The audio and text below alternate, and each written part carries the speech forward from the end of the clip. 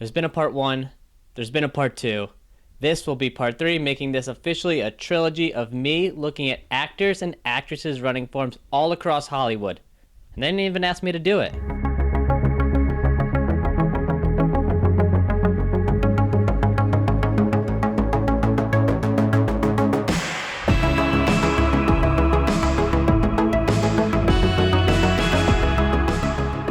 Alright, the first person we're going to look at is Ansel Elgort in the movie Baby Driver.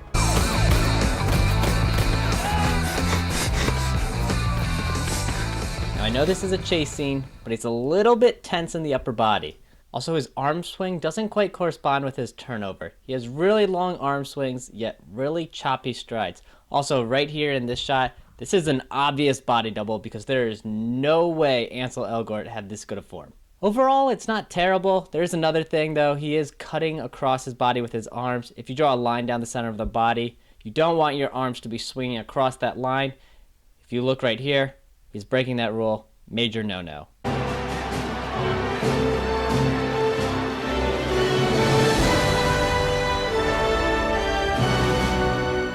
Alright, this one's going to be a two-parter. Going to look at Jared Leto as Steve Prefontaine and Billy Crudup as Steve Prefontaine. Now, if you look at the two, they're pretty close in terms of who represents Prefontaine better.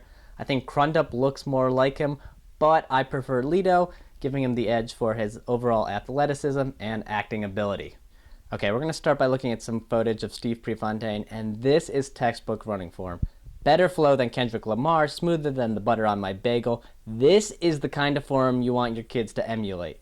When we look at his upper body, it's quiet and economical. There's no wasted motion. His turnover is silky smooth. His feet come up high behind him, close underneath his butt, and then that way he maximizes every single stride.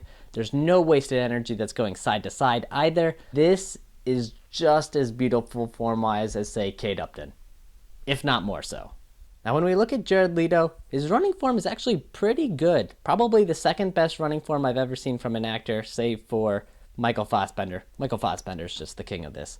Now, one of the things that really impressed me is Leto gets this slight little hand chop action that Prefontaine occasionally does, which is really a good testament to how good of an actor Jared Leto is. Like Crudup, which you'll see shortly, Jared Leto is slightly off with the succinctness of his arm swing. The other thing is Jared Leto doesn't quite have as big of a chest as Prefontaine, and so he doesn't quite match the lean forward, the barrel-chested first running style that Prefontaine had. Now, one of the things I noticed in Without Limits is that there are not a lot of wide shots of Billy Crudup running. Now, I think part of that might be to kind of amp up the intensity and the intimacy of each scene.